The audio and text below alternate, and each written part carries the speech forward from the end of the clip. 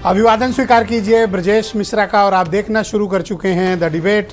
बहनों भाइयों, लोकतंत्र में, राजनीति में और ख़ास तौर पर हार का जब मंथन होता है तो उसमें से अमृत नहीं जहर निकलता है, विष।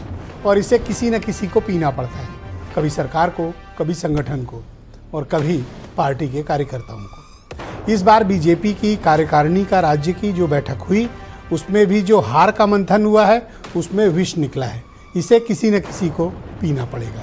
क्या चल रहा है उत्तर प्रदेश में भारतीय जनता पार्टी की संगठन और सरकार के भीतर, क्योंकि ऑल इज नॉट वेल, कुछ तो चल रहा है। आज चर्चा इसी विषय पर। बहनों भाइयों, भारतीय जनता पार्टी के राज्य कार्य समिति की बैठक बड़ी हंगामा खेज रही और कई बार तो बहुत ही इसमें इस तरह की बातें भी निकली हैं जिसमें गुटबाजी भी है और हार के कारणों पर लीपापोती भी है और एक दूसरे पर आरोप और प्रत्यारोप का भी दौर है।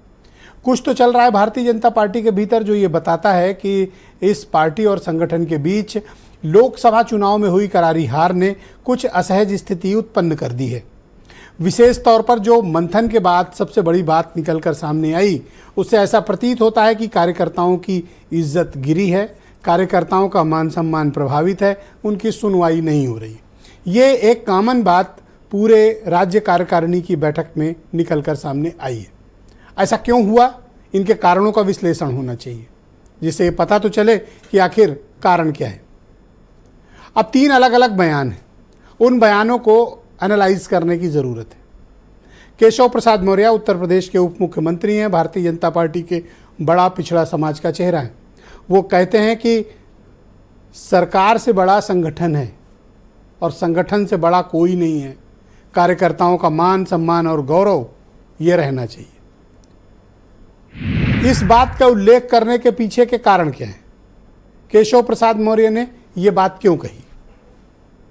क्या वाकई में प्रेजेंट जो भारतीय जनता पार्टी की राज्य सरकार है उसमें भारतीय जनता पार्टी के नेताओं और कार्यकर्ताओं की कोई सुनवाई नहीं है, या इनको तवज्जो नहीं मिल रही है, या फिर वो उपेक्षित हो रहे हैं? कुछ तो इनमें से एक बात है।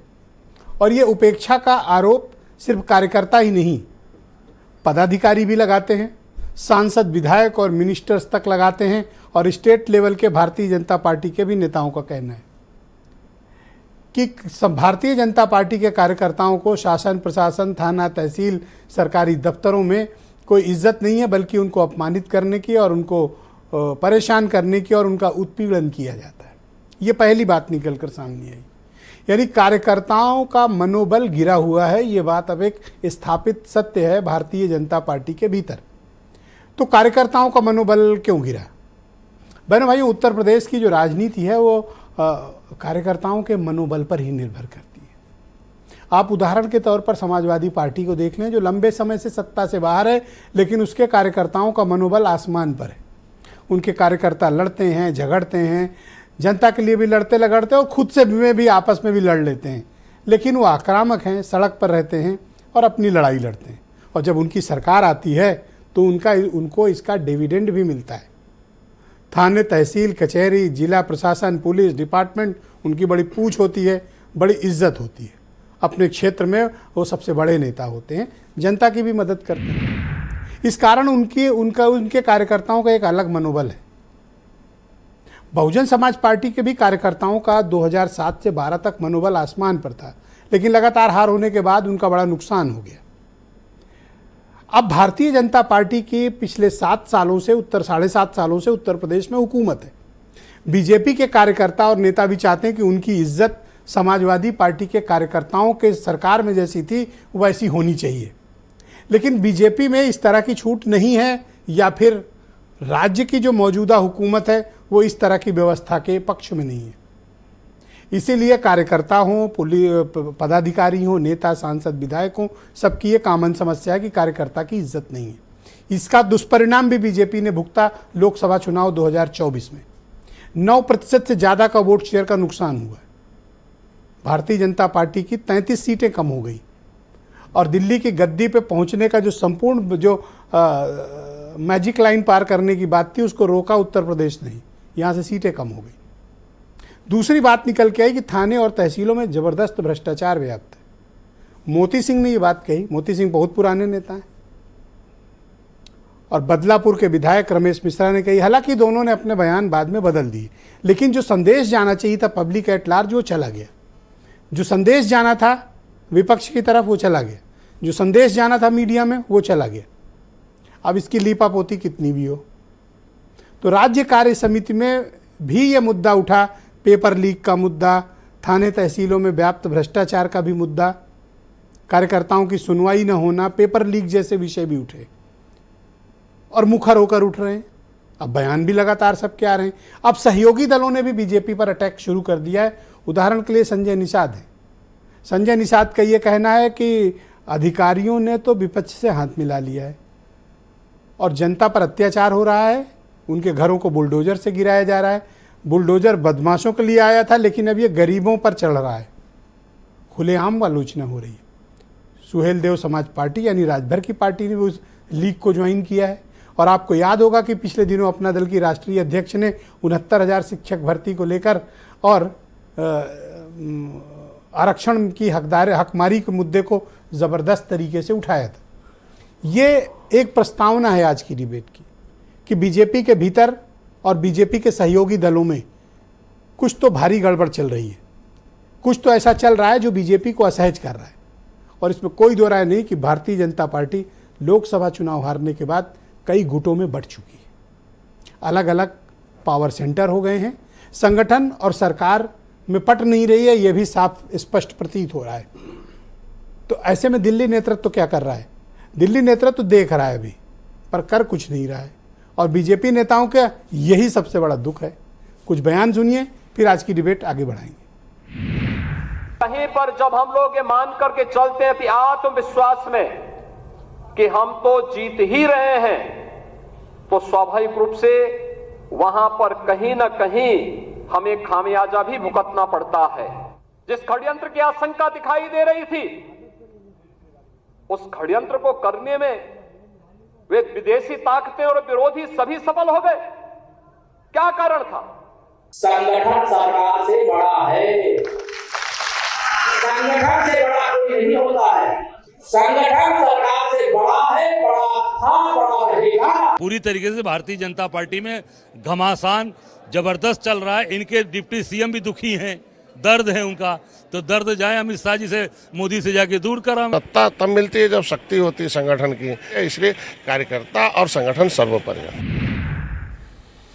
तो बहनों भाइयों, आज की परिचर्चा बिना विलंब के शुरू करते हैं। हीरो वाजपेयी मेरे साथ मौजूद हैं, सुरेंद्र राजपूत मेरे साथ मौजूद हैं, केपी मलिक, जाने माने पत्रकार अनिल दुबे और सुनील साजन। वीरेंद्र सिंह जी, बहुत शुक्रिया, धन्यवाद आप सभी का इस कार्यक्रम में मेरे साथ जुड़ने के लिए।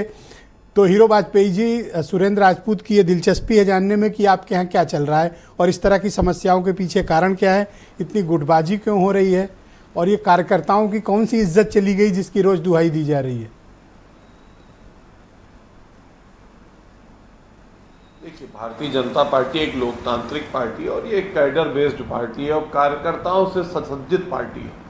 इसलिए ये कहना कि पार्टी गुटों में बंट गई है, पार्टी ऐसी कार्य समिति होती है, उनमें विषय आते हैं। चुनाव के बाद जो भी समस्याएं आई हैं उन पर चर्चा होगी। आगे का राजनीतिक कार्यक्रम, आगे का किसानों के लिए, महिलाओं के लिए आर्थिक कार्यक्रम पार्टी तय करती होगी। हमेशा से हमारी एक रीत रही है। हम चुनाव बहुत बार हारते भी रहे, सत्ता से बहुत साल नहीं रहे, अब सत्ता में हैं और लगातार 4 चुनाव जीतने के बाद एक ये झटका जरूर लगा है।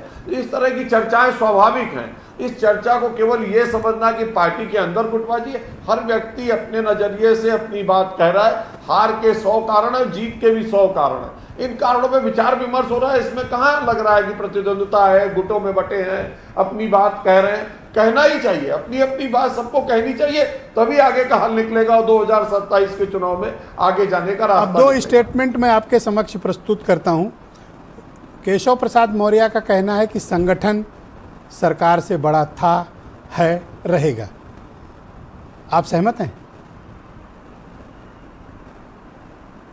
बिल्कुल बिल्कुल, संगठन सरकार से बड़ा हमेशा, क्योंकि संगठन सरकार का निर्माण करता है। और आदरणीय केशव मौर्य जी को भी पता है कि जब उनके नेतृत्व में हम अध्यक्षी में चुनाव लड़े, संगठन ने निर्णय किया कि वो डिप्टी सीएम बनेंगे। संगठन ने निर्णय किया आदरणीय योगी आदित्यनाथ सीएम बनेंगे। संगठन ने निर्णय किया डिप्टी सीएम दिनेश शर्मा बनेंगे। उसके बाद जब 2000 चुनाव हुआ 2022 में, फिर संगठन ने निर्णय किया कि आदरणीय केशव जी डिप्टी सीएम बनेंगे और इस बार एक डिप्टी सीएम बदल गए, आदरणीय दिनेश शर्मा की जगह आदरणीय ब्रजेश पाठक जी डिप्टी सीएम हो गए। संगठन ही निर्णय करता है, सरकार ने निर्णय कहाँ किए। संगठन सर्वोपरि था, है और रहेगा, ये एकदम साफ सत्य है बीजेपी के लिए। ऑलराइट, दूसरा चीफ मिनिस्टर का स्टेटमेंट में ही था कि जब विपक्ष नैरेटिव गढ़ रहा था, जब विपक्ष प्रोपोगंडा फैला रहा था, जैसा कि उनका स्टेटमेंट में दोहरा रहा हूँ आपको, तब आप लोग क्या कर रहे थे? ये पूछा है मुख्यमंत्री ने, आप क्यों फेल रहे समय पर जवाब देने में? नहीं,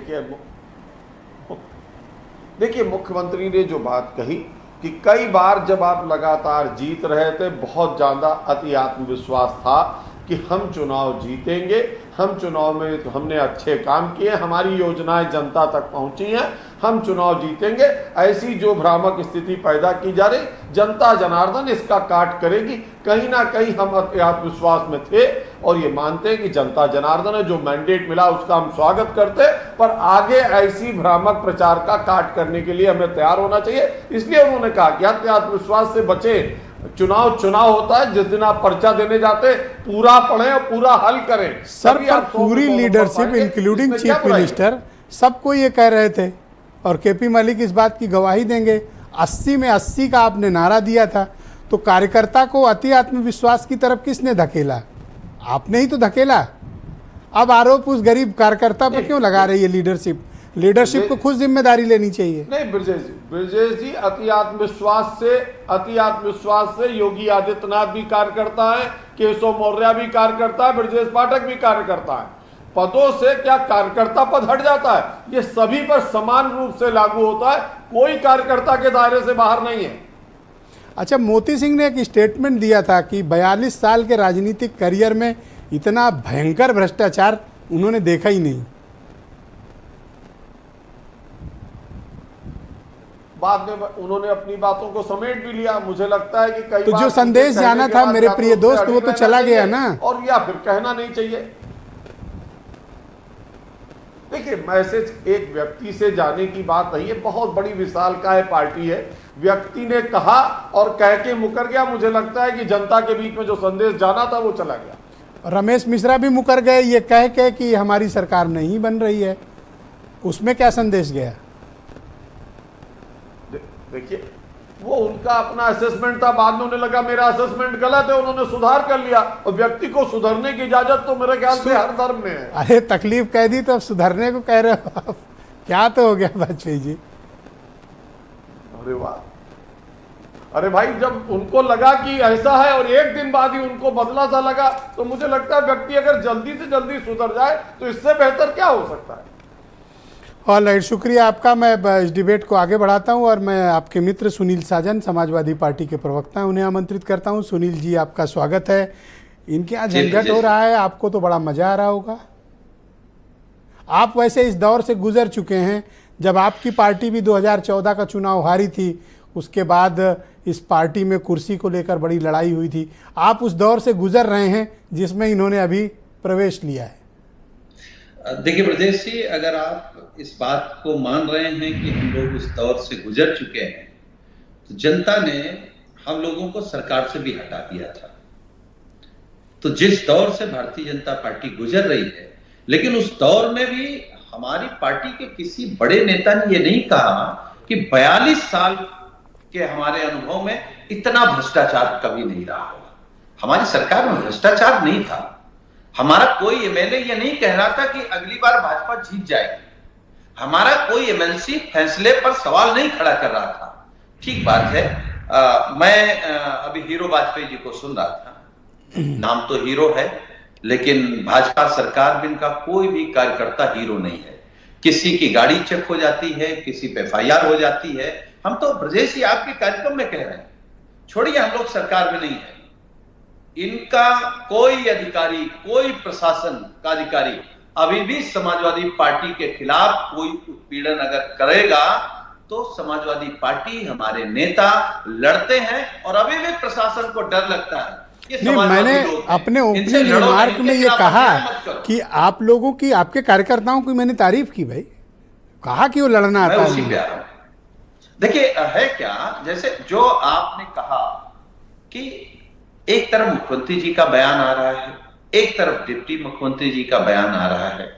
लेकिन ब्रजेश जी, कुल लड़ाई इतनी है कि उत्तर प्रदेश में 2 डिप्टी चीफ मिनिस्टर हैं और दोनों डिप्टी चीफ मिनिस्टर डिप्टी हटाना चाहते हैं। तो आप समझिए लड़ाई कहां है। और ये भारतीय जनता पार्टी कई गुटों में बट गई है। दिल्ली से संदेश आता है विधायक के पास, मंत्री के पास, एमएलसी के पास कि आपको सरकार के खिलाफ बोलना है, भ्रष्टाचार उजागर करना है, क्योंकि दिल्ली वाले मुख्यमंत्री बदलना चाहते हैं, दूसरे को मुख्यमंत्री बनाना चाहते हैं। लेकिन हम लोग इससे कोई मायने नहीं रखते। हम केवल ये कह सकते हैं बीजेपी की इस झगड़े में, बीजेपी के इस झूठ में, बीजेपी के इस भ्रष्टाचार में किसान परेशान है, बेरोजगार नौजवान परेशान है, महंगाई आसमान। आप क्या चाहते हैं कि ये जो बीजेपी के हार की वजह से जो राजनीतिक कार्यकारिणी बैठक हुई उसमें जो जहर निकला है, इसे किसे पीना चाहिए? संगठन को, सरकार को, किसे? कोई तो पिएगा इसे। देखिए ब्रजेश जी, वही संगठन वही सरकार है। जो लोग संगठन में थे वही लोग सरकार में हैं। ऐसा तो है नहीं कोई अलग होता है। ये सच है कि संगठन सर्वोपरि होता है, संगठन सरकार बनाता है, लेकिन ये भी सच है कि वही संगठन के बड़े लोग सरकार में शामिल हो जाते हैं। तो सवाल ये है कि भ्रष्टाचार किसने किया, झूठ कौन बोला, कौन लगातार गुमराह कर रहा है। क्या इस बात से आप इत्तेफाक और सहमत हो कि भारतीय जनता पार्टी के कार्यकर्ताओं का पुलिस उत्पीड़न कर रही है, उन्हें पीट रही है, जेल बंद कर रही है, उन पे मुकदमे लिख रही है, उनकी सुनवाई नहीं हो रही है? क्या ऐसी बात है? आप मानते हो या फिर ये एक प्रोपोगेंडा है? हम इस बात को मानते हैं और इस बात को हमारे नेता माननीय अखिलेश यादव जी ने कई बार कहा कि जो सिस्टम है, आप थाना ले लीजिए, तहसील ले लीजिए, अस्पताल ले लीजिए, लेखपाल से लेकर के डीएम तक, होमगार्ड से लेकर के कप्तान तक, अगर आप पैसे नहीं दे रहे हैं तो आपका काम नहीं हो रहा है। आप बने रहिए भाजपाई, आप बने रहिए आम आदमी, आप बने रहिए आम जनता, लेकिन बिना पैसे के कोई काम नहीं हो रहा। और पूरी लेकिन योगी की सरकार है, इसमें गुंडई की इजाजत किसी राजनीतिक कार्यकर्ता को नहीं है। योगी की सरकार है, इसमें राजनीतिक कार्यकर्ता को गुंडई की इजाजत नहीं है। नहीं, हम कहां कह रहे हैं गुंडई, हम तो कह रहे हैं हमारा वर्कर अगर कानून तोड़े, गलत काम करे तो आप सजा दीजिए। लेकिन अगर कोई भी अधिकारी ये इस बेस पर हमारे कार्यकर्ता का उत्पीड़न करेगा कि ये समाजवादी पार्टी का झंडा लगा रहे हैं, माननीय अखिलेश यादव जी का नारा लगा करके काम कर रहे हैं, अगर इस बेस पर किसी पर कार्रवाई हुई तो फिर वो अधिकारी देर सवेर जेल जाएगा, उसको सजा मिलेगी। आप तो इस तरह की धमकी की भाषा बोल के अपने वर्करों को थोड़ा बहुत सेफ्टी दे देते हो, बेचारे बीजेपी वाले क्या करें? नहीं, धमकी नहीं दे रहे ब्रजेश जी, ये धमकी नहीं है। लेकिन अरे सरासर धमकी की भाषा आप बोल रहे हो, अन्याय कोई आप सरासर धमकी वाली भाषा बोल रहे हो। वो बेचारे, मैं तो सराहना करता हूँ हीरो वाजपेयी की, शरीफ आदमी ने एक बार भी बेचारे ने नहीं कहा कुछ, और आप विपक्ष में होकर धमकी दे रहे हो। नहीं, धमकी नहीं दे रहे हैं, हम तो आगाह कर रहे हैं उन अधिकारियों को कि वो समाजवादी पार्टी के कार्यकर्ता नेताओं को भारतीय जनता पार्टी का नेता कार्यकर्ता न समझे। अगर अधिकारी कोई कानून तोड़ेगा तो उसकी भी सजा जेल है। अगर कोई थानेदार हमारे कार्यकर्ता को उत्पीड़न करेगा तो समय एक मिनट आपसे शायद ये बात गलती से निकल गई या फिर होकर के जेल जाएगा, गलती से निकल गई, या फिर आपने सही बात ये जानबूझकर कही है कि सपा के कार्यकर्ता को बीजेपी का वर्कर ना समझे, हमारा उत्पीड़न ना करें। What do you mean? तो कह रहे हैं ना ब्रजेश जी, इस बात को हम आपके कार्यक्रम में कह रहे हैं और आपका कार्यक्रम करोड़ों लोग सुनते हैं। अगर कोई दरोगा, कोई सीओ, कोई डीएम, कोई कप्तान बिना बेवजह हमारे कार्यकर्ता नेता का उत्पीड़न करेगा तो जो जिस थाने में रह करके उत्पीड़न करेगा वो उसी थाने से जेल जाएगा, उसी थाने में एफआईआर लिखी जाएगी। धन्यवाद। और उसी जेल की रोटी खानी पड़ेगी। धन्यवाद। मैं सुरेंद्र राजपूत जी को इनवाइट करता हूं, कांग्रेस कमेटी के प्रवक्ता हैं। सुरेंद्र जी, स्वागत आपका। क्या भारतीय जनता पार्टी के भीतर कोई बड़ी गुटबाजी है, आपसी कलह क्लेश है? इनके यहाँ क्या चल रहा है? क्योंकि जिस तरह के स्टेटमेंट्स राज्य कार्यकारिणी में आए हैं, चीफ मिनिस्टर कह रहे हैं वर्कर्स ने ठीक काम नहीं किया, समय पर जवाब नहीं दिया आप लोगों को प्रोपेगेंडा का, जब नैरेटिव आप लोग गढ़ रहे थे, तो वहीं केशव मौर्य कह रहे हैं कि संगठन सबसे बड़ा, कार्यकर्ता का गौरव हमारा गौरव, और जो दर्द आपका वो हमारा। संजय निषाद का भी स्टेटमेंट आया है। क्या कुछ गड़बड़ चल रहा है या फिर ये सिर्फ बयानों के जरिए बातों को भटकाया जा रहा है? ब्रजेश भाई, क्या चल रहा है क्या नहीं चल रहा है ये तो आप ज्यादा जानो, हीरो भाई जाने। हम लोगों को तो संपर्क है नहीं वहां पर। हीरो भाई से जरूर है थोड़ा बहुत, ये बताते नहीं। हम तो 3-4 चीजें आपसे कह रहे हैं अनइंटरप्टेड, 1-1.5-2 मिनट में कह देंगे, ज्यादा नहीं, फिर पूछ लीजिएगा। पहली बात, हमको एक बात बता दें आप या हीरो वाजपेयी कि चुनाव किसकी गारंटी पर हुआ था? मोदी की गारंटी पर, भाजपा की गारंटी पर या योगी की गारंटी पर? चुनाव तो मोदी जी की गारंटी पर हुआ था, नंबर 1। पूरे उत्तर प्रदेश में, लखनऊ में राजनाथ सिंह जी के 2 पोस्टर लगे थे और मोदी की गारंटी के 1000 लगे थे। तो जब चुनाव मोदी गारंटी पर हुआ है तो उत्तर प्रदेश में मोदी हारे, काहे को योगी जी को बेवजह वो कर रहे हो? नंबर 1। काहे को इनके संगठन को कर रहे हो? नंबर 2। दूसरी बात, आप इस चीज को उठाओ कि ये कह रहे हैं कि साहब हमारा योगी जी का सारा मामला है कि अति आत्मविश्वास से हारे। ठीक है ना? तो आत्मविश्वास तो योगी जी का कहां था? मोदी जी का था। तीसरी बात, इनकी कार्यकारिणी की बैठक हुई। इस कार्यकारिणी की बैठक में हमको बताइए, सारे नेता दिल्ली से आए उड़ करके, कोई हमको भस्मासुर कह के चला गया, कोई अति आत्मविश्वास कह के चला गया, कोई कुछ कह के चला गया। किसी जनता की बात हुई, किसी जिलाध्यक्ष ने बात करी हो, किसी जिलाध्यक्ष ने अपना दर्द कहा हो, किसी जिला महामंत्री को मंच दिया गया हो, किसी कार्यकर्ता को मंच दिया गया हो? जो रोने वाले लोग थे उनको तो कहा ही नहीं, जिनके पास असलियत थी, जो मोती सिंह थे, जो रमेश मिश्रा थे, जो देवेंद्र सिंह थे, जो देवेंद्र सिंह ने आज अभी लेटर लिखा है, गोरखपुर के एमएलसी हैं, सब भ्रष्टाचार की बात कर रहे हैं, सब थाने की लूट की बात कर रहे हैं, सब क्या नाम तमाम बेईमानियों की बात कर रहे हैं और कह रहे हैं कि इतनी बड़ी भ्रष्ट सरकार तो कोई नहीं। सर, आपकी बातों से मैं एक सवाल करना चाहता हूं, एक सवाल की इजाजत दें। जी बताइए ना। आपकी बातों से मुझे ऐसा लग रहा है कि आप मुख्यमंत्री योगी आदित्यनाथ के लिए इतनी मोहब्बतें कांग्रेस पार्टी टपका रही है। आपका असली इरादा क्या है? आज आप बीजेपी के प्रवक्ता का साइड लेते दिख रहे हो मुझे। हम बहुत साफ साफ कह रहे हैं कि जब चुनाव, भैया ब्रजेश भाई आप बताओ किसकी गारंटी पर हुआ था? जिम्मेवारी से जो जवाब आपका वो हमारा। अगर वो योगी की गारंटी कहीं किसी एक पोस्टर पे आप दिखा दीजिए, एक बैनर पे दिखा दीजिए, हम मान लेंगे।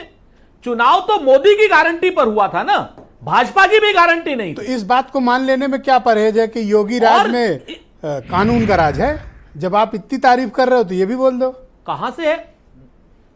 नहीं नहीं, योगी राज में कानून का राज होता तो मोती सिंह कहते कि 42 साल की सबसे भ्रष्ट सरकार। आप बताओ रमेश मिश्रा कहते, आप बताओ देवेंद्र सिंह कहते, आप ये बताओ पंतनगर, सुनिए, पंतनगर में जिस तरीके से उजाड़ कर रहे हैं, पूरा बुलडोजर चला रहे हैं, अकबर नगर को खत्म कर चुके हैं। नदी का पौराणिक स्वरूप लाना है खत्म करने तो कुछ लोगों को अपने मकान देने पड़ेंगे भाई। सर सुनिए, नहीं नहीं नहीं नहीं, एक बात जान लीजिए, जनता जो, सरकार जो होती है जनता के लिए होती है, कानून जनता के लिए होता है, जनता हमारी जनार्दन होती है। अगर जनता की परेशानियां दुश्वारियां नहीं सुनी जाएंगी तो पिछले 40 साल से, 10 साल से, 15 साल से ये सरकार जो है, ये उसकी रजिस्ट्री का पैसा क्यों लिया, उससे जो है भवन कर क्यों ले रही थी, उससे नगर निगम का टैक्स क्यों ले रही थी? आपको क्यों लगता है कि बीजेपी के भीतर गुटबाजी है? आज की डेट में ये सब तो, जी आपको क्यों लगता है कि बीजेपी के भीतर गुटबाजी है और कुछ बड़ी गड़बड़ चल रही है? तो वही तो बात है ना कि भाई आप इस चीज को देखिए ना, चुनाव मोदी की गारंटी भी हुआ, गला योगी का घोटा जा रहा है। अरे और वो भी दिल्ली वाले, पर तकलीफ में आप मुझे दिख रहे हो सर, एमएलसी को, तमाम थोड़ा बुरा लगेगा, तमाम, पर तकलीफ में आप दिख रहे हो मुझे। क्या किसी का गला घोटा जा रहा है तो तकलीफ में आप हो रही है। उतनी तकलीफ मैंने आपके दोस्त हीरो वाजपेयी में नहीं देखी। I appreciate you sir. Sir सुनिए, नहीं नहीं, मैं आपको बताऊं, हम तो जनता की जनता रो रही है सर, पंतनगर की जनता रो रही है, अकबर नगर की जनता रो रही है, अबरार नगर की। बुलडोजर चलने वाला है, उनके जीवन भर की कमाई खत्म हो रही है, उसको कानून सर, के नाम पर पौराणिक स्वरूप आएगा एक नदी का ना, आप उसको नहीं देख पा रहे हैं। दुखी ना हो तो क्या हो? क्या कह रहे हैं? एक नदी का पौराणिक स्वरूप आ रहा है, वो आपको नहीं दिख रहा है?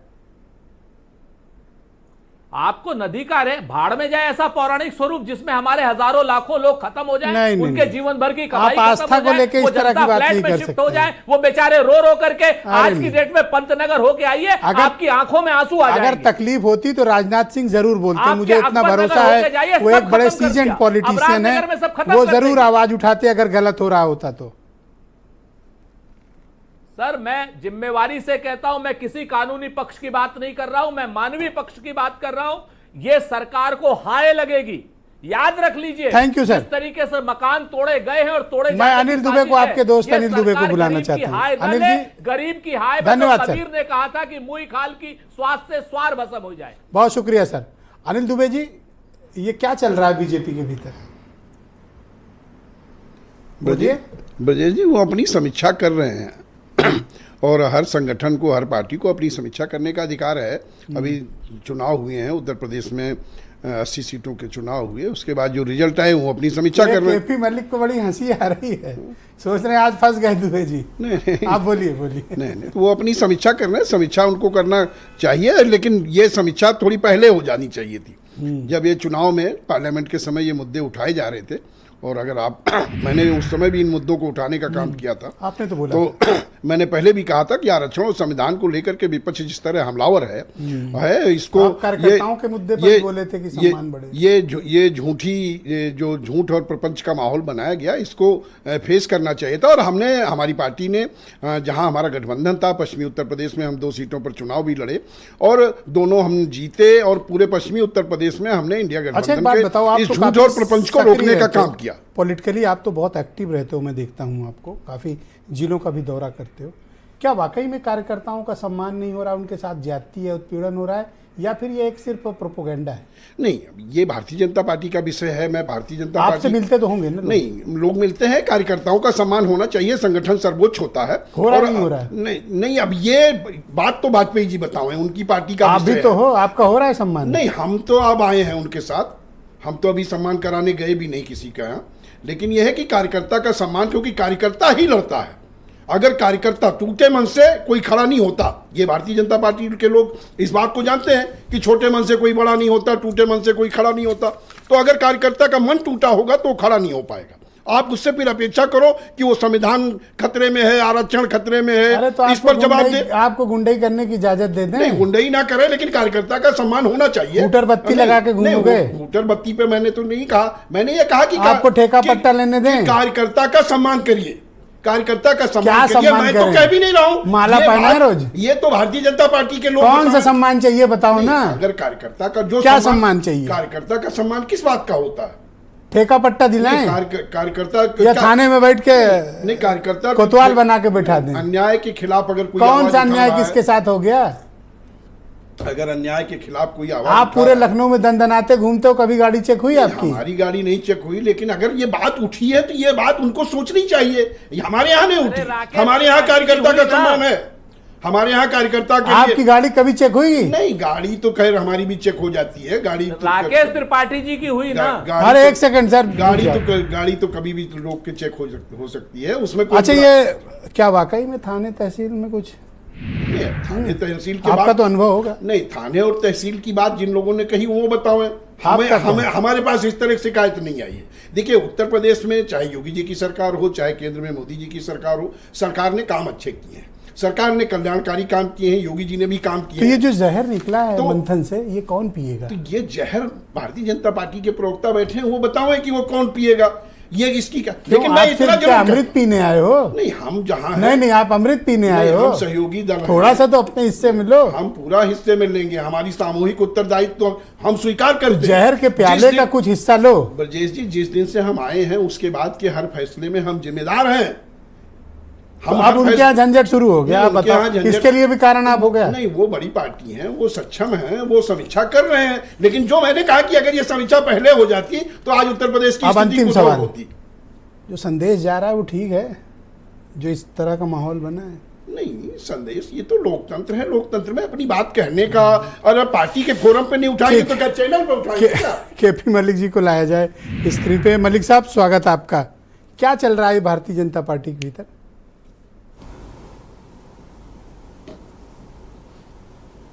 देखिए ब्रजेश जी, भारतीय जनता पार्टी समीक्षाएं बैठक कर रही है और ये सबको पता है कि आज कार्यकर्ताओं के सम्मान करने की बात है।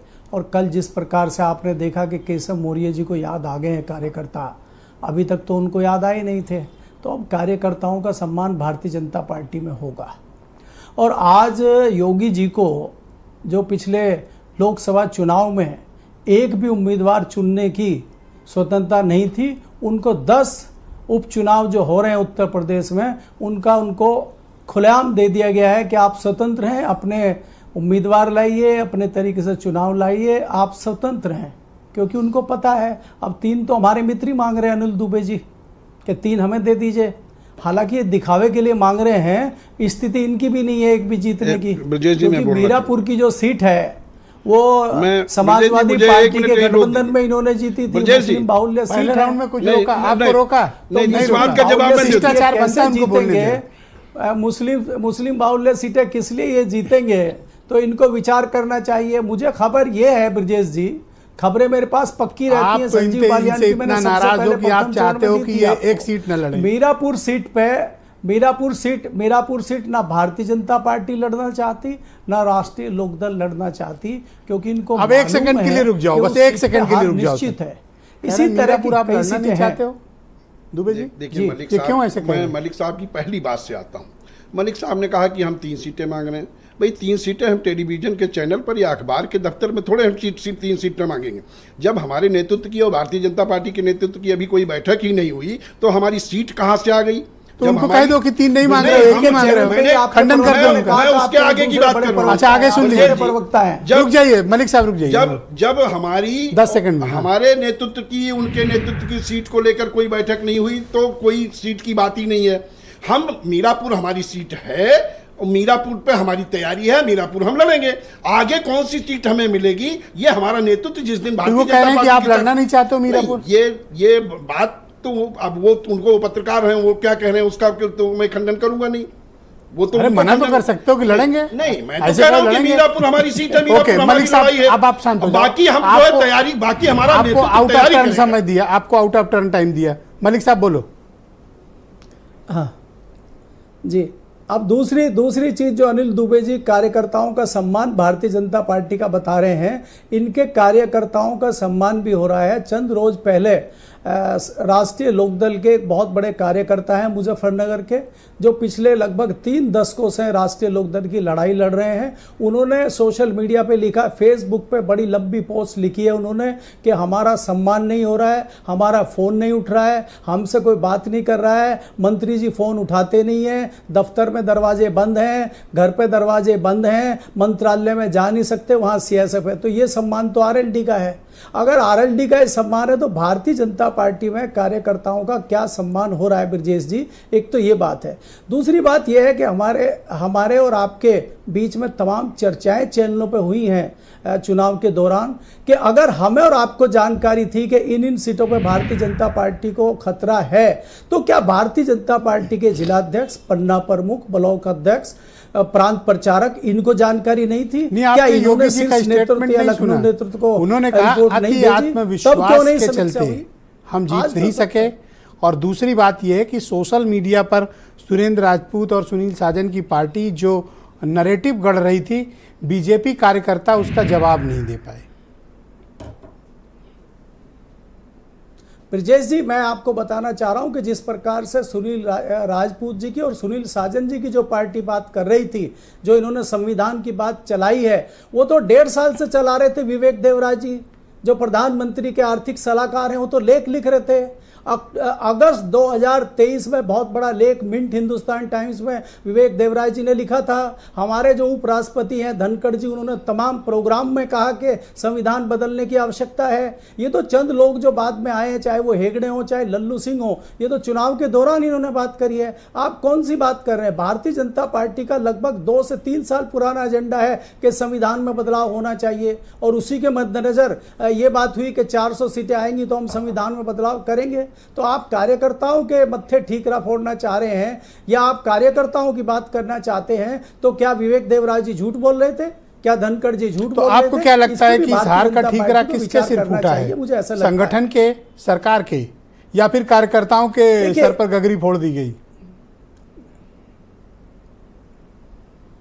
ये किसी के सिर पे नहीं फूटा है। आप मुझे बताइए कि मोदी जी की गारंटी है, मोदी जी के नाम पे आप पूरे देश में चुनाव जीत रहे हैं, जहां हार रहे हैं वहां आप लोकल कार्यकर्ताओं के नेताओं की बात मोदी जी के नाम पर था, प्राइम मिनिस्टर नाउ, अब वो प्रधानमंत्री हैं, वो तो अपना जीत गए ना।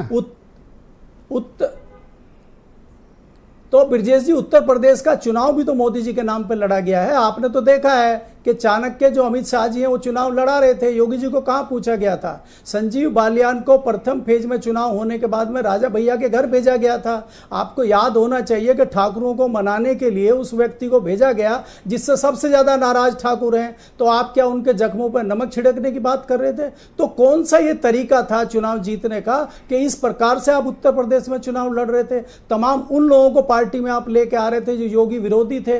तो योगी के चारों तरफ ही अगर आप इस तरह का खेमा विरोधियों का खड़ा कर देंगे तो पार्टी के अंदर जो आत्मघाती चीजें हो रही हैं, जो अंदर से टूट दिख रही है, जो अंदर से चीजें आ रही हैं, वो आपको चुनाव में फायदा पहुंचाएंगी। ये तो कई सरप्राइज एलिमेंट मिल रहे हैं के लीडर हैं। पहले आप लोगों से मैं बात ही करता था मुख्यमंत्री के कामकाज, आप लोग नाराज हो जाते थे और बड़ी बड़ी, आज तो मैं देख रहा हूं सुरेंद्र राजपूत के मन में बड़ी सहानुभूति है, आपके मन में भी सहानुभूति के शब्द प्रस्फुटित हो रहे हैं। मैं हैरान हूं आज, मतलब आज तो हीरो वाजपेयी के नंबर कम है सर। आप में बीरेन जी आ गए, मैं उन्हें इनवाइट करता हूं। एक सेकंड सर, रुक जाए सर, बीरेन जी आ गए समाजवादी पार्टी सर, अभी देता हूं सर, अगले राउंड में बहुत बढ़िया बात करेंगे आपसे। बीरेन जी, क्या चल रहा है बीजेपी के भीतर और राज्य कार्यकारिणी की बैठक में जिस तरह के मुद्दे उठे, और पिछले काफी समय से मैं देख रहा हूं कि संगठन और सरकार के बीच इस हार के बाद तनाव और बढ़ गया है, गुटबाजी तो अब साफ दिख रही है।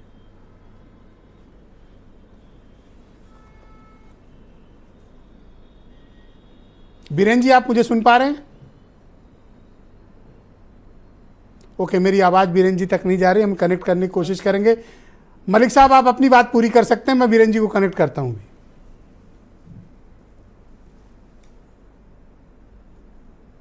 कि देखिए, चाहे सुनील राजपूत हो, चाहे समाजवादी पार्टी के हमारे जो सुनील साजन जी हैं, चाहे सुरेंद्र राजपूत हो, दोनों लोग हों, ये मुख्य विपक्षी दल भारतीय जनता पार्टी के मुख्य विपक्षी दल उत्तर प्रदेश में हैं। समाजवादी पार्टी ने जितनी कोशिश करी होगी या जितना सोचा होगा उससे कहीं अधिक बीरेन जी, आप मुझे सुन पा रहे हैं? पक्ष में आए हैं, और वो खाली समाजवादी पार्टी की अपनी मेहनत है, उसके अलावा भारतीय जनता बीरेन जी, आप मुझे सुन पा रहे हैं? कमजोर रही है, उसका फायदा उनको मिला। अच्छा, मैं आपसे जानना चाहता हूं बीरेन जी, ये भारतीय जनता पार्टी के भीतर क्या चल रहा है? मैं देख रहा हूं कि सरकार और संगठन के बीच एक तनाव है, एक गुटबाजी तो अब साफ साफ दिख रही है। देखिए, ये बात तो बहुत समय से कही जा रही है, लेकिन पता नहीं क्या कारण है कि जो चौराहे पे और गांव में बैठे हुए आम जनता समझ गई कि भाजपा क्यों हारी। वो भाजपा जो सबसे बड़ी पार्टी है प्रदेश की, जो सरकार में, वो जितने दिन में जान ही नहीं पा रही वो क्यों हारी। एक अदना सा आदमी भी जानता है कि भाजपा क्यों हारी। तो ये बड़ा आश्चर्यजनक है कि इतना बड़ा सम्मेलन हुआ लखनऊ में, राष्ट्रीय अध्यक्ष आए, मुख्यमंत्री रहे, प्रदेश अध्यक्ष रहे, डिप्टी सीएम रहे, और सब ने कहा, लेकिन रिजल्ट क्या रहा, कार्य समिति का फाइनल रिजल्ट ये सामने नहीं आ पाया, ये पता नहीं लगा क्या हुआ। तो तंत्र होने के बावजूद सही बात को स्वीकार न करना, स्वीकार करने में क्या नुकसान हो जाएगा। जान ही रहो कि भीतरघात से हारी, जान रहे हो कि कार्यकर्ताओं के उपेक्षा से हारी, व्यापारियों के उत्पीड़न से हारी, संविधान के खतरे से हारी, आरक्षण के मिटने से हारी, सब जान रहे हैं। तो समस्या इस बात की है कि सच जानकर भी अगर ढिठाई करनी है तो आप बोलते रहिए, लेकिन आम आदमी तो जान गया है, भाजपा के लोग भी जाने। रही बात, देखिए ब्रजेश जी, चुनाव में गड़बड़ी की शुरुआत भाजपा आकलन अगर करती होगी तो देखती होगी, सबसे पहले वहां से हुई जब नंद किशोर गुर्जर ने बीच चुनाव में कहा कि पुलिस ने मेरा गनर छीन लिया है, मेरे ऊपर हमला हो सकता है और मेरा अपमान किया जा रहा है। पहली शुरुआत पश्चिमी उत्तर प्रदेश से वहीं से हुई थी। फिर संजीव बालियान आए, उन्होंने भी आरोप लगाया, फिर उसके बाद सुब्रत पाठक ने आरोप लगाया प्रशासन पर, फिर उसके बाद राजा भैया का मामला आ गया जिस पर अनुप्रिया पटेल ने हमला बोल दिया, फिर उसके बाद तो चीज़ें चल ही रही थी। अब चुनाव के बाद मोती सिंह, रमेश मिश्रा, ये सब लोग भी अलग अलग लोग बोल रहे हैं। तो ये चीज़ें तो आज कोई नई नहीं है, आई है पहले से। इतनी बड़ी पार्टी है, बहुत दलों के नेता भी इन्होंने शामिल कराए हैं, सबकी अपने अपने विचार हैं, अलग अलग गुटबाजी है। तो पार्टियां तो हमेशा गुटबाजी और भीतरघात से ही हारती हैं, इसमें कोई नई बात नहीं है। अभी तो 10 सीटों पर विधानसभा सेमीफाइनल होने वाला है जी, तो और स्पष्ट हो जाएगा कि बीजेपी को अभी कहाँ मेकअप करना है और वो क्या 2027 के चुनाव की किस स्थिति में जाएगी। तो ये तो अभी आगे उनके लिए एक नया आ रहा है इम्तिहान, और उस इम्तिहान से तय होगा कि क्या आप ये बात मानते हैं कि भारतीय जनता पार्टी में कुर्सी को लेकर लड़ाई चल रही है, सत्ता को लेकर संग्राम है, सत्ता में हिस्सेदारी को लेकर झगड़ा है? तो जो राजनीति में कक्षा 5 के बच्चा आवत है वही जगह पढ़ाया जाता है कि सरकार से संगठन बड़ा होता है। ये तो हर आदमी जानते का कोनो रट्टू तोतक तरह रटाना है।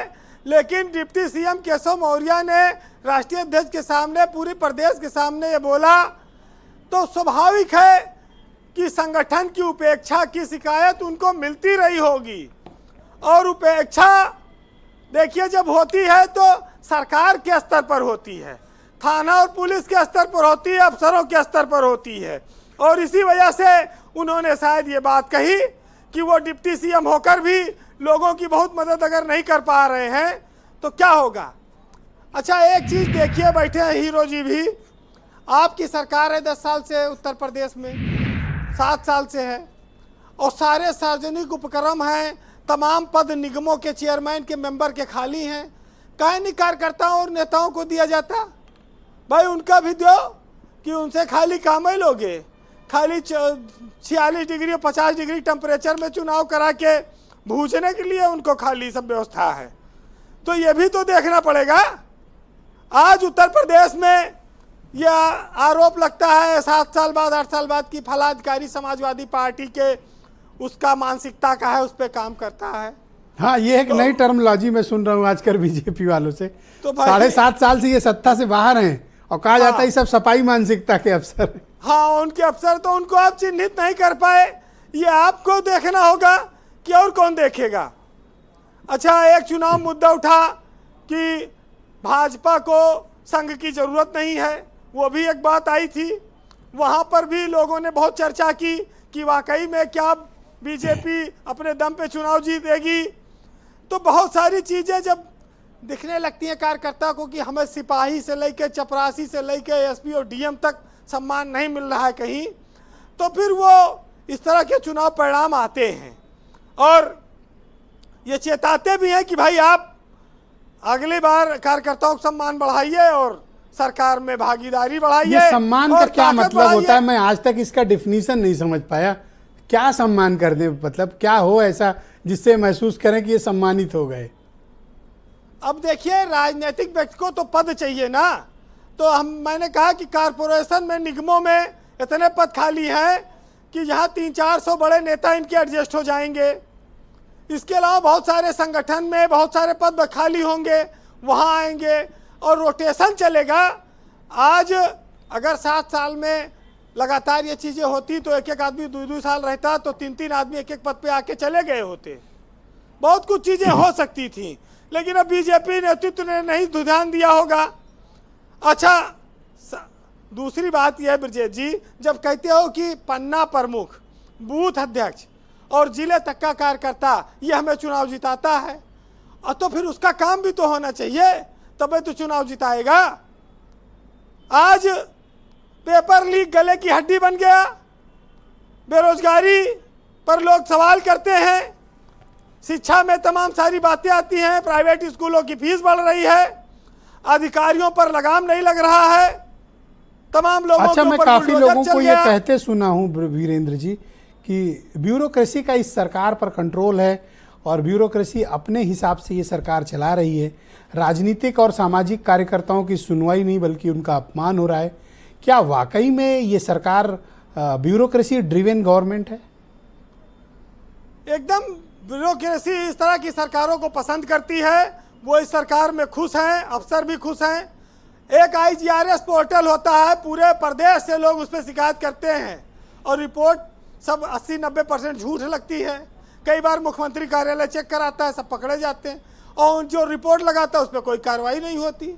झूठी रिपोर्ट सरकारी पोर्टल पर अधिकारी लगा लगा के भेज रहे हैं, तो क्या होगा? तो अधिकारी ही तो इसका मतलब ताकतवर हुए। जब आप कहते हो कि गुंडों का बोलबाला नहीं है, खत्म कर दिया गुंडागर्दी। दूसरी ओर मंत्री आते हैं, धीरज कान में बोलते हैं भैया हमारे विभाग पर कोनो नियंत्रण नहीं ना, हमारी सुनी नहीं जा रही है।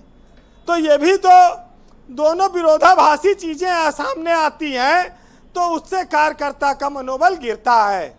और वही बात लोग भाषण में बोल देते हैं, केशव मौर्य ने भी बोला है और भी लोग बोले होंगे। हाँ, आज तो संजय निषाद ने भी कहा कि बुलडोजर किसी मकसद के लिए आया था, अब वो गरीबों पे चढ़ा जा रहा है। अरे ब्रिजभूषण बोले कि बुलडोजर संस्कृत के मैं खिलाफ हूँ, वो तो चुनाव भी बोले, उससे पहले बोले, बहुत बार लोग बोले।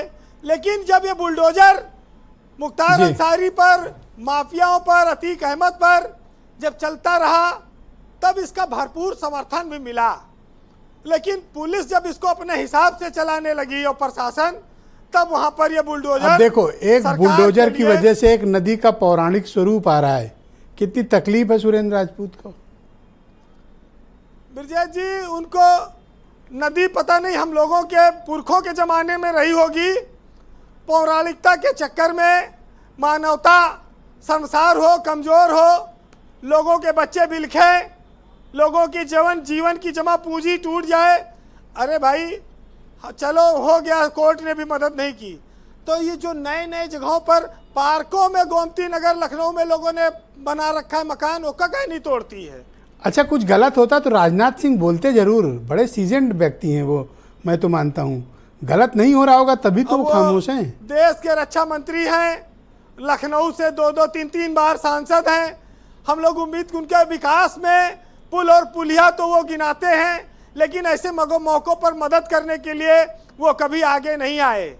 तो ये भी बड़ी विडंबना है कि वो इस प्रदेश में बहुत लंबे समय से राजनीति करते रहे हैं जी वीरेंद्र, और इस लखनऊ ने उनको बहुत भरपूर समर्थन और प्यार भी दिया।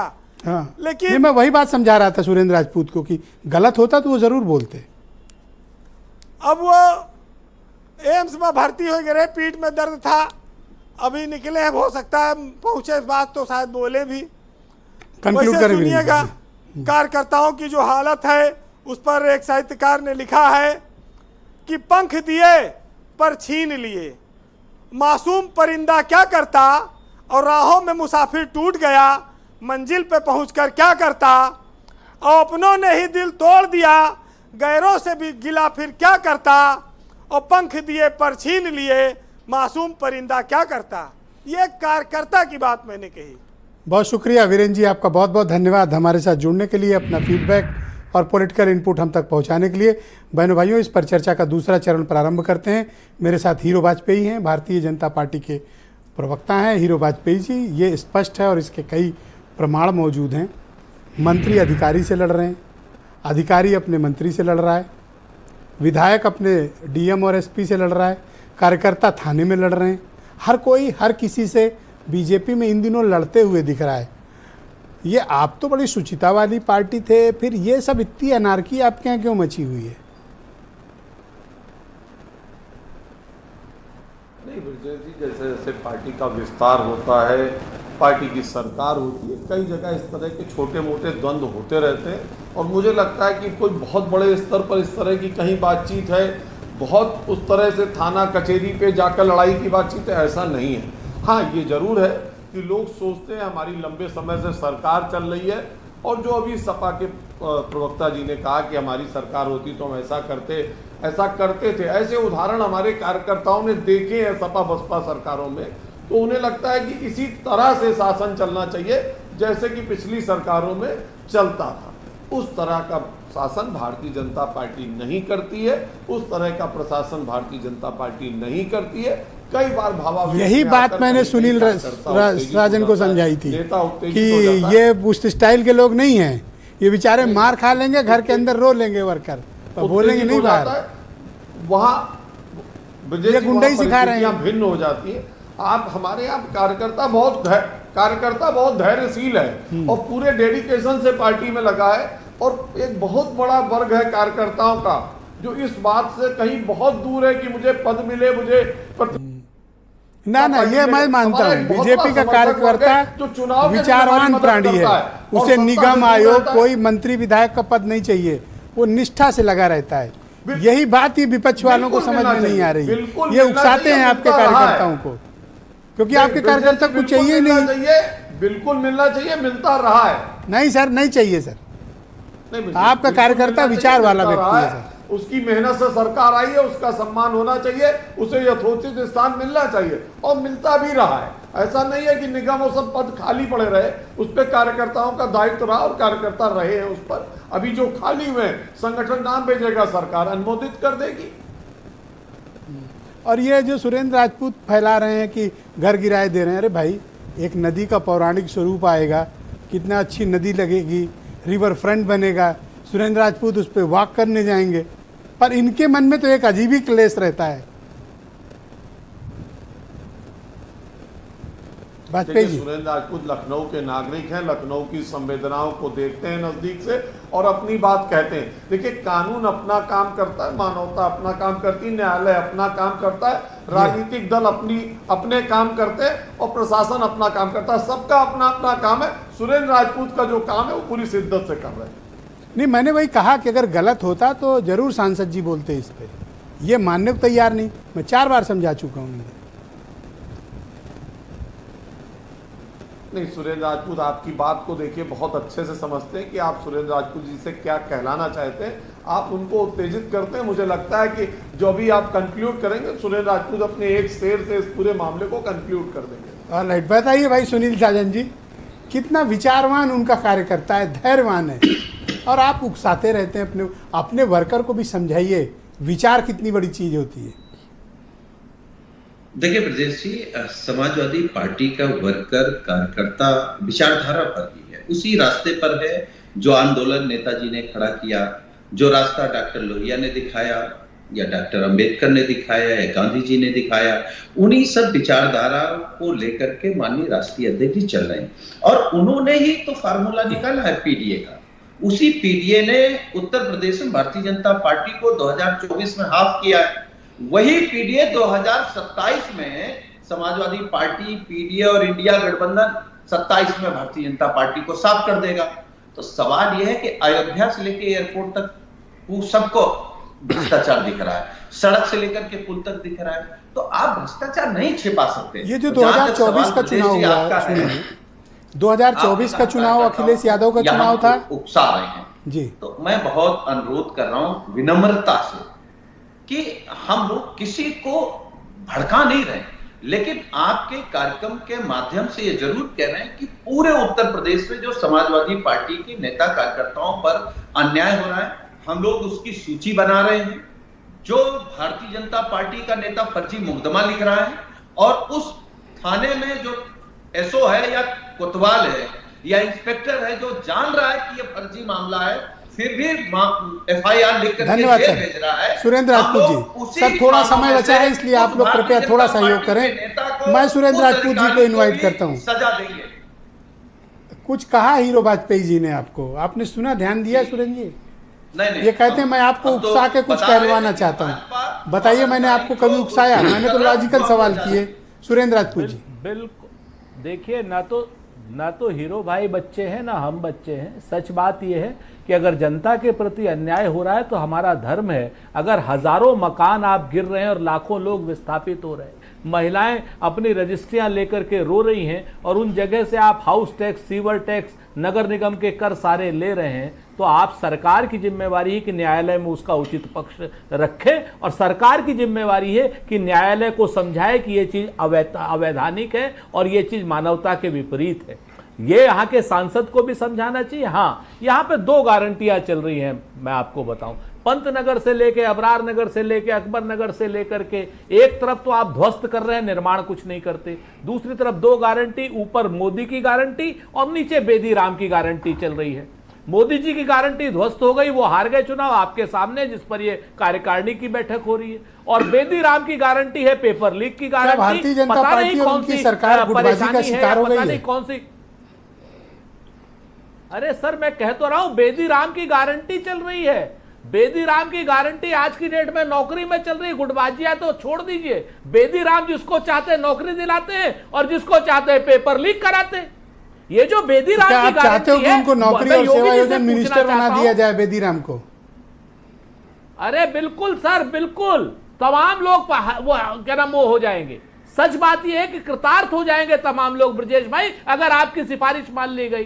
कौन सी परेशानी मैं तो आपके बिहार पे रिकमेंड कर रहा हूं। अमित शाह जी और नरेंद्र मोदी जी ओम प्रकाश राजभर जी को मंत्री बना के रखे हुए हैं, जो सारी नौकरियों को जुगाड़ बेदी राम से करवाता है। ऑलराइट सर, शुक्रिया सर। मैं अनिल दुबे जी को इनवाइट करता हूं। गुटबाजी नहीं तो और क्या है। धन्यवाद सर। अनिल जी, मुझे आप बताओ, ये जो भारतीय जनता पार्टी के भीतर का ये क्लेश है, अब जिसका सार्वजनिकरण हो गया है, इससे आपके गठबंधन पर प्रभाव नहीं पड़ेगा? आपके कार्यकर्ताओं का और मनोबल नहीं गिरेगा? देखिए, बीजेपी को इस पर पहल नहीं करनी चाहिए? देखिए ब्रजेश जी, ये तो अच्छी बात हो रही है कि हम जो है अपनी समीक्षा कर रहे हैं। भारतीय जनता पार्टी अपनी समीक्षा कर रही है, तो उस पर वो अमल करेंगी। जो भी कमियां आएंगी उस पर वो सुधार करने का काम करेंगे। हम लोग सहयोगी दल, VKP मलिक जी कह रहे थे कि हमारे नेता, इनको मुजफ्फरनगर के किसी लोग आदमी का जिक्र उन्होंने किया।